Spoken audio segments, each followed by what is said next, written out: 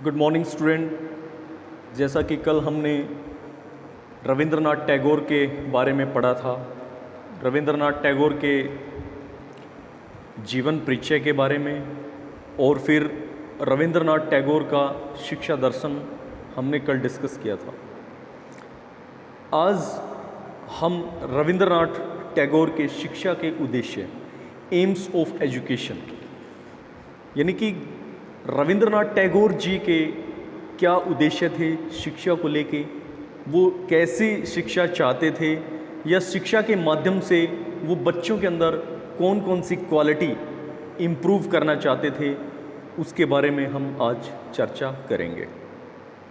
सबसे पहला उद्देश्य उनका था शारीरिक विकास, फिजिकल डेवलपमेंट।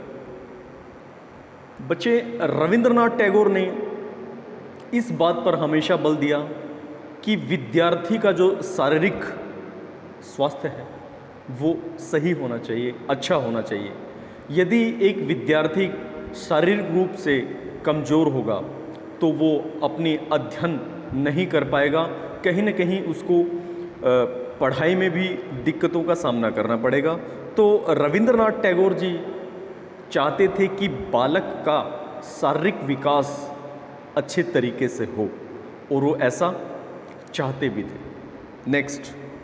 नेक्स्ट है नैतिक एवं आध्यात्मिक विकास, moral and spiritual development.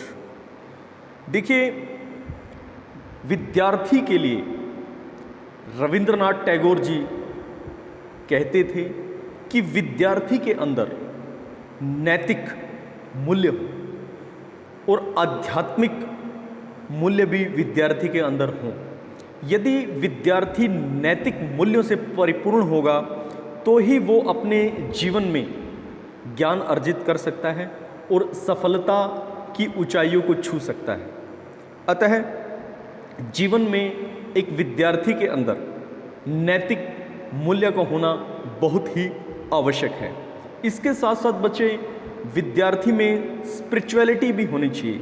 Spirituality अगर देखा जाए तो आध्यात्मिकता, यदि बालक या विद्यार्थी के अंदर आध्यात्मिकता होगी तो वो कहीं न कहीं अपने जीवन में नई उन्नतियों को छूने का प्रयास ही नहीं, उनको पाने का सफल प्रयास भी करेगा। तो रविंद्रनाथ टैगोर जी चाहते थे कि बालक नैतिक और आध्यात्मिक रूप से विकसित। नेक्स्ट बच्चे, बौद्धिक विकास, यहाँ पे इंटेलेक्चुअल डेवलपमेंट। देखिए, रविंद्रनाथ टैगोर हमेशा पक्ष में रहे हैं किस चीज़ के, कि बालक का बौद्धिक पक्ष मजबूत होना चाहिए। वो चाहते थे कि शिक्षा के माध्यम से इस तरीके की नॉलेज बालक को दी जाए ताकि एक बालक, विद्यार्थी अपना बौद्धिक विकास कर सके। जैसा आप सभी को पता है, कल मैंने बताया भी था कि रविंद्रनाथ टैगोर पुस्तकीय ज्ञान को इतना बल नहीं देते थे और ना ही वो परंपरागत स्कूल प्रणाली को पसंद करते थे, ना ही वो रटने पर बल देते थे। वो हमेशा कहते थे कि बालक को मुक्त चिंतन करना चाहिए, बालक को स्वतंत्र माहौल में पढ़ना चाहिए, बालक को ऐसा वातावरण दिया जाए ताकि वो स्वतंत्र तरीके से रह के अपने ज्ञान का विकास कर सके। तो रविंद्रनाथ टैगोर जी बौद्धिक विकास के पक्षधर थे और शिक्षा के माध्यम से उनका ये कहीं न कहीं उद्देश्य भी था। उसके बाद नेक्स्ट है बच्चे, सउद्देश्य और सार्थक शिक्षा, purposeful and meaningful education. Rabindranath Tagore मानते थे कि एक बालक को सउद्देश्यपूर्ण शिक्षा देनी चाहिए। इट मीन्स वो एजुकेशन ऐसी हो जो कहीं न कहीं उद्देश्य को पूरा करती हो। देखिए बच्चे, हम अपने जीवन में एजुकेशन लेते हैं और एजुकेशन ऐसे ही नहीं लेते, उसके पीछे हमारा कोई ना कोई उद्देश्य होता है। ऐसे तो हम एजुकेशन नहीं लेंगे। लेकिन जब ये रविंद्रनाथ टैगोर जी भी मानते थे कि विद्यार्थी ने अगर ज्ञान लिया है, यदि शिक्षा ली है, तो उसका कोई ना कोई उद्देश्य होना चाहिए, कोई पर्पज़ होना चाहिए। तो वो हमेशा मानते थे कि हमारी शिक्षा ऐसी होनी चाहिए, एक बालक को इस तरीके की एजुकेशन दी जाए ताकि बालक अपने जीवन को सार्थक कर सके, अपने जीवन को सार्थक करते हुए अन्य लोगों के लिए भी एक प्रेरणा का स्रोत बने। तो कहीं न कहीं रविंद्रनाथ टैगोर जी का ये शिक्षा से संबंधित उद्देश्य था कि शिक्षा सउद्देश्य और सार्थक होनी चाहिए। नेक्स्ट बच्चे, नेक्स्ट रविंद्रनाथ टैगोर के उद्देश्यों को हम पढ़ रहे हैं। उनमें है अंतर्राष्ट्रीय समझ, इंटरनेशनल अंडरस्टैंडिंग। रविंद्रनाथ ठाकुर विश्वास करते थे कि एक बालक के अंदर विश्व बंधुता की भावना होनी बहुत आवश्यक है, क्योंकि यदि हमें अंतर्राष्ट्रीय दुनिया की समझ ही नहीं होगी तो हम अंतर्राष्ट्रीय स्तर पर एकता स्थापित नहीं कर पाएंगे। तो वो चाहते थे कि संपूर्ण मानवता को एक ऐसी एकता लेके आनी चाहिए, एक ऐसी एकता विद्यार्थी के अंदर होनी चाहिए ताकि वो अंतर्राष्ट्रीय समझ बूझ को जान सके, क्योंकि शिक्षा के माध्यम से ही हम उच्चतम शिखर पर, अपने जीवन की उन्नति के उच्चतम शिखर पर पहुंच सकते हैं। और एजुकेशन हमें उच्चतम शिखर पर पहुंचने में बहुत कारगर सिद्ध होती है, बहुत मदद करती है। तो अंतर्राष्ट्रीय समझ ये तभी आ सकती है बच्चे जब हमारे अंदर नैतिक गुण होंगे और अंतर्राष्ट्रीय समझ की सूझबूझ होगी। नेक्स्ट है सौहार्दपूर्ण विकास। ये भी रविंद्रनाथ टैगोर जी का शिक्षा के उद्देश्यों में एक महत्वपूर्ण उद्देश्य था। हार्मोनीज डेवलपमेंट इसको बोला जाता है। रविंद्रनाथ टैगोर जी का कहना था कि बालकों के सर्वांगीण विकास के लिए आवश्यक है कि उनका जो वातावरण हो, बालक को ऐसा वातावरण दिया जाए जो सौहार्दपूर्ण हो, जिसके अंदर आगे बढ़ने की एक समझ हो, जिसके अंदर आगे जाने की इच्छा हो, और वो कैसे सौहार्दपूर्ण तरीके से, यानी कि आपस में मिलजुल कर ही आगे बढ़ना, ये विद्यार्थी का एक लक्ष्य होना चाहिए। आप जो है विद्यार्थी का ऐसा जीवन नहीं होना चाहिए कि वो आप ही आगे उन्नति और प्रगति करे। ये उद्देश्य भी होना चाहिए कि जो विद्यार्थी उनके पास रहते हैं उनको भी आपस में मिलजुल के वो आगे बढ़ने और उन्नति करने के लिए प्रेरित करे। तो ये चीज़ें रविंद्रनाथ टैगोर जी चाहते थे कि शिक्षा के माध्यम से ये चीज़ें विद्यार्थियों को मिले। उसके बाद नेक्स्ट बच्चे, इनके उद्देश्यों में व्यक्ति और समाज के बीच समरसता, harmony between individual and society. Rabindranath Tagore ji हमेशा से रहे कि शिक्षा को मनुष्य के व्यक्ति पक्ष और समाज के बीच समरसता यानी कि हार्मनी पैदा करने की कोशिश करनी चाहिए। कोई भी व्यक्ति समाज से अलग नहीं रह सकता, तो और समाज में रहकर ही एक व्यक्ति अपना विकास कर सकता है।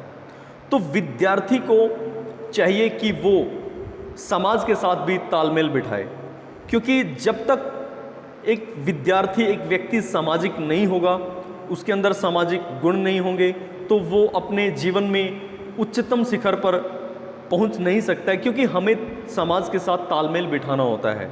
और समाज के साथ जब तक हम तालमेल नहीं बिठाएंगे तो कहीं ना कहीं हम पिछड़ते चले जाएंगे।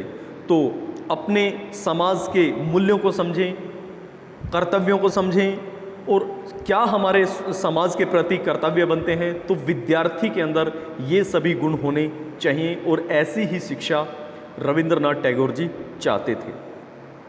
तो बच्चे, ये रविंद्रनाथ टैगोर जी के उद्देश्य रहे हैं शिक्षा को लेके। अब हम आगे रविंद्रनाथ टैगोर जी के पाठ्यक्रम के बारे में क्या विचार रहे हैं, पाठ्यक्रम बच्चों के लिए कैसा होना चाहिए, किस तरीके से उनको सिलेबस में चीज़ें होनी चाहिए, उसके पाठ्यक्रम में वो चीज़ें होनी चाहिए जिससे पढ़ के, जिससे वो सीख के अपने जीवन का विकास कर सके। तो पाठ्यक्रम के बारे में रविंद्रनाथ टैगोर जी के क्या विचार थे? His views about curriculum. Curriculum पाठ्यक्रम को ही बोला जाता है। रविंद्रनाथ टैगोर जी का पाठ्यक्रम अगर देखा जाए तो पाठ्यक्रम में वो ब्रॉड चलते थे, बहुत विस्तृत तरीके की उनकी सोच थी। संकुचित सोच वो नहीं रखते थे, वो हमेशा विस्तृत सोच रखते थे। तो पाठ्यक्रम उनके अंतर्गत कैसा होना चाहिए? पाठ्यक्रम ऐसा नहीं हो कि वो संकुचित हो, यानी कि वो केवल राष्ट्रीय स्तर पर ही तैयार ना हो, बल्कि पाठ्यक्रम ऐसा होना चाहिए जो उसको अंतर्राष्ट्रीय स्तर पर, यानी कि विद्यार्थी को अंतर्राष्ट्रीय स्तर पर तैयार करे। तो यदि इस तरीके का पाठ्यक्रम होगा तो विद्यार्थी कहीं न कहीं शिक्षा से पिछड़ेगा नहीं और एजुकेशन लेके वो कहीं न कहीं अंतर्राष्ट्रीय स्तर पर भी अपनी एक अलग पहचान और ख्याति प्राप्त कर सकता है। तो उनके अकॉर्डिंग बच्चे क्या होना चाहिए पाठ्यक्रम में?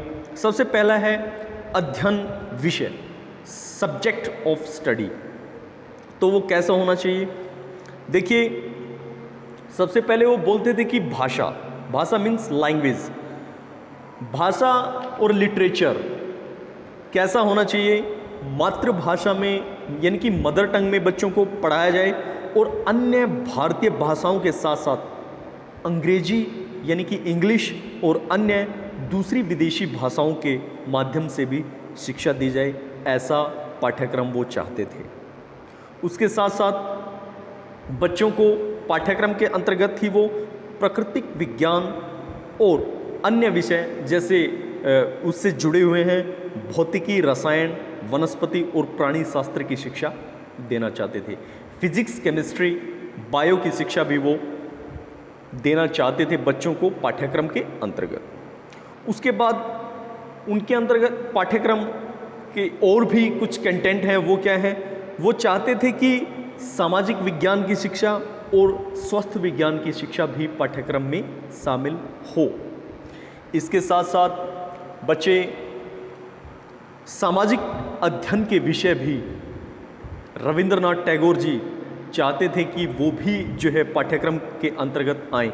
उनमें जैसे इतिहास, भूगोल, नागरिक शास्त्र, अर्थशास्त्र और समाज शास्त्र का ज्ञान भी बच्चों को पाठ्यक्रम के माध्यम से दिया जाए। रविंद्रनाथ टैगोर जी ऐसा चाहते थे। उसके साथ नेक्स्ट कृषि एवं अन्य तकनीकी विषयों की जानकारी भी वो पाठ्यक्रम के माध्यम से बच्चों को देने के पक्षधर थे। इसके साथ साथ कला, संगीत, धर्म, दर्शन और मनोविज्ञान की शिक्षा भी वो बालक को पाठ्यक्रम के माध्यम से देना चाहते थे। ये तो हुआ उनका अध्ययन विषयों को लेके क्या विचार था, क्या सोच थी, किस तरीके से बच्चों को अध्ययन विषय से रिलेटेड ये चीज़ें या इन चीज़ों का ज्ञान वो देना चाहते थे। इसके साथ साथ और क्या है? नेक्स्ट है गतिविधियाँ तथा व्यवसाय, एक्टिविटीज़ एंड ऑक्यूपेशंस।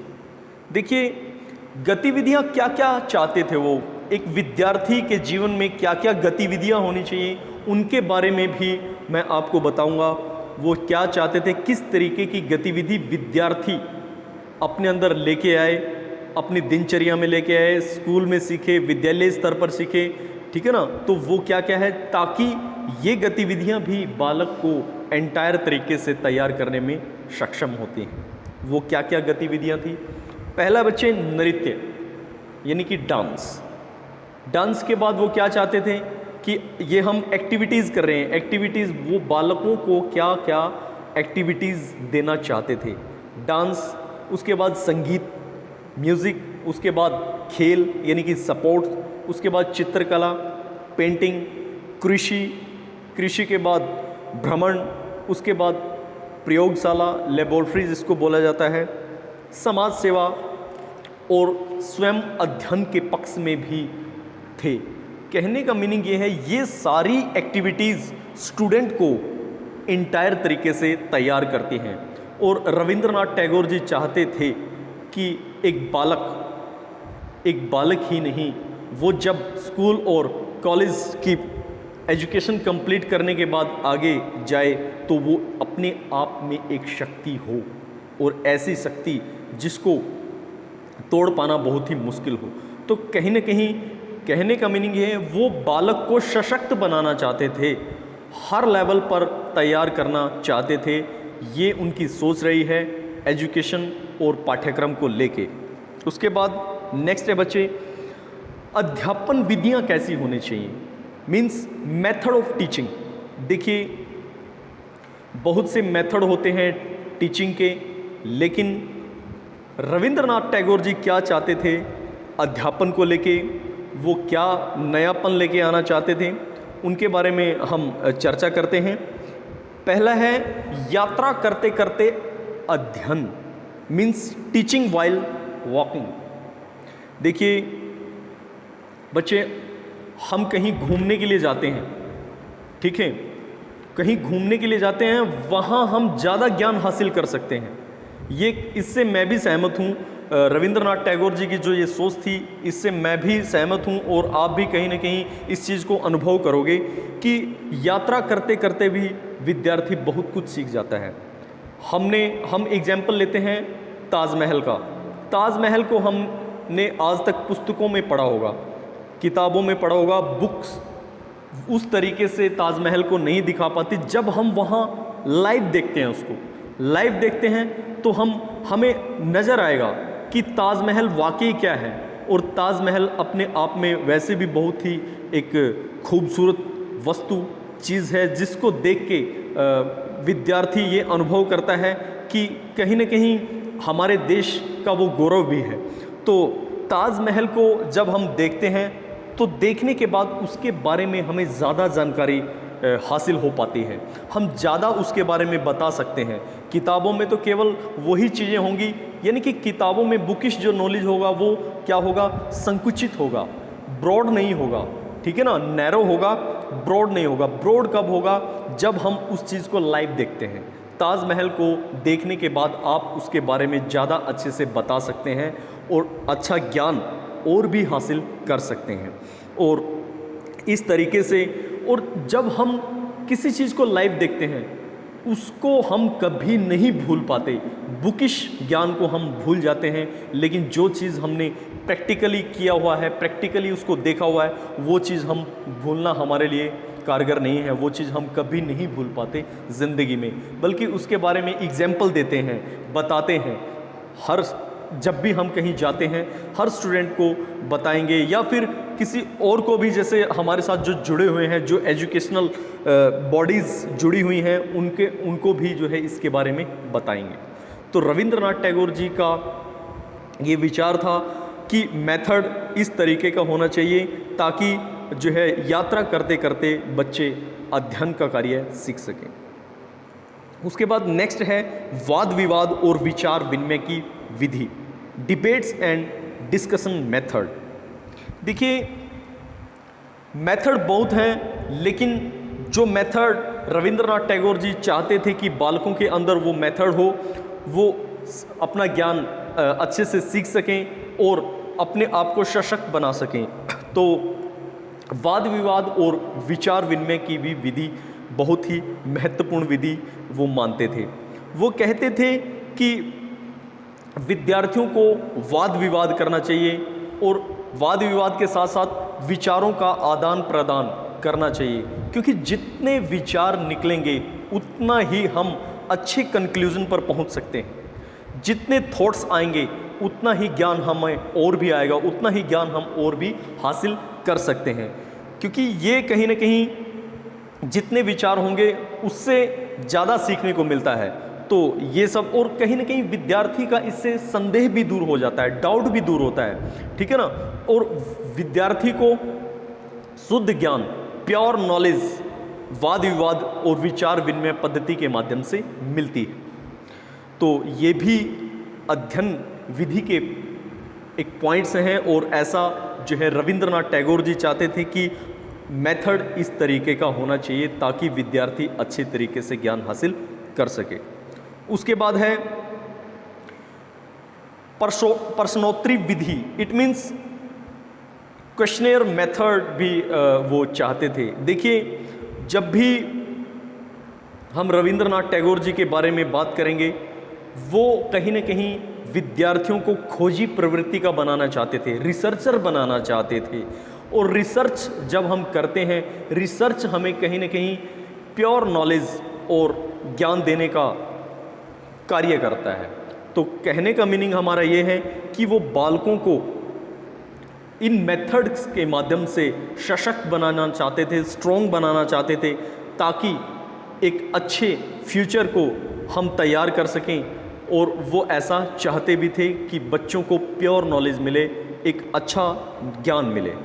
इसके बाद नेक्स्ट बच्चे, उनकी अनुशासन की अवधारणा को हम पढ़ते हैं, concept of discipline. Rabindranath Tagore ji के बारे में मैं आपको पहले भी बता चुका हूँ कि वो प्रकृतिवादी थे, नेचुरलिज्म में उनका बिलीव था। वो कठोर अनुशासन के पक्ष में नहीं थे। वो क्या पसंद करते थे? वो ऐसा पसंद करते थे कि जो विद्यार्थी है वो अपनी सीमाओं में रहे, स्वतंत्र सीखे, अपनी सीमाओं में रहे, ताकि उसको अनुशासन का एहसास हो सके, अनुशासन के बारे में जानकारी हो सके। क्योंकि एक विद्यार्थी का अनुशासन में होना भी बच्चे बहुत आवश्यक है। जब तक हम अनुशासित नहीं होंगे, हम अच्छा अध्ययन नहीं कर पाएंगे और हम अच्छा अध्ययन नहीं सीख पाएंगे और अपना ज्ञान भी हासिल नहीं कर पाएंगे। तो अनुशासन में रहना भी बहुत आवश्यक है। उसके बाद नेक्स्ट है शिक्षक के बारे में विचार, व्यूज़ अबाउट टीचर। जैसा कि कल भी हमने पढ़ा था, कल भी मैंने बताया था, टीचर एक विद्यार्थी के जीवन में अध्यापक की बहुत बड़ी भूमिका होती है। टीचर एक ऐसी शिक्षण की एक ऐसी महत्वपूर्ण कड़ी है जिसके बगैर शिक्षण अधूरा है। ये बच्चे मैं आपको बता रहा हूँ क्योंकि, और एक बात और बताना चाहूँगा, रविंद्रनाथ टैगोर जी हमेशा कहते थे कि एक अच्छा विद्यार्थी ही एक अच्छा अध्यापक बन सकता है। तो ये रविंद्रनाथ टैगोर जी के ही विचार थे, क्योंकि विद्यार्थी जितना अच्छा होगा, अध्यापक उतना ही अच्छा वो बन पाएगा। तो रविंद्रनाथ टैगोर जी और भी चाहते थे कि एक अध्यापक के अंदर ये क्वालिटी भी हो कि वो अपने बच्चों को क्या शिक्षा तो दे, एजुकेशन तो दे, उसके साथ साथ प्रेरणा भी दे, प्रोत्साहित भी करे और साथ के साथ उसको परामर्श भी दे। इट मीन्स मोटिवेशन भी वो बालकों को दे, उसको थोड़ा एम्फेसिस भी करे और हर तरीके से थोड़ा एंटरटेन भी हो। और वो सब अध्यापक ही कर सकता है, क्योंकि अध्यापक वो चीज़ है जो विद्यार्थी की डिमांड रहती है कि अध्यापक के अंदर और भी क्वालिटी वो चाहते थे। कि क्या क्वालिटी चाहते थे बच्चे? वो चाहते थे कि अध्यापक भी अनुशासित हो और अध्यापक के अंदर भाव हो, नैतिक गुण हो, ताकि एक अच्छा भविष्य हम तैयार कर सके, एक अच्छा विद्यार्थी तैयार कर सके। जितना अच्छा अध्यापक होगा उतना ही अच्छा विद्यार्थी तैयार हम कर सकते हैं। और आने वाले समय में विद्यार्थी ही आने वाले अध्यापक होंगे। तो नेक्स्ट स्त्री शिक्षा के विषय में देखिए, गांधी जी ने भी स्त्री शिक्षा के प्रबल समर्थक रहे और रविंद्रनाथ टैगोर जी भी स्त्री शिक्षा के पक्षधर रहे हैं। उनके क्या व्यूज़ थे विमेन एजुकेशन को लेके? विमेन एजुकेशन को लेके रविंद्रनाथ टैगोर जी चाहते थे कि स्त्री को शिक्षा दी जाए, क्योंकि स्त्री को जब तक शिक्षा नहीं दी जाएगी, ना ही वो अपने अधिकारों के बारे में जान पाएगी और ना ही अपने कर्तव्यों के बारे में जान पाएगी। और कहीं ना कहीं वो चाहते थे शिक्षा स्त्री को ऐसी दी जाए ताकि वो व्यावसायिक रूप से भी अपने आप को सजग कर सके, ताकि कोई ना कोई अगर वो शिक्षा लेती है तो व्यावसायिक लेवल भी उसका सही हो, उसको जल्दी ही व्यावसायिक शिक्षा भी मिल जाए।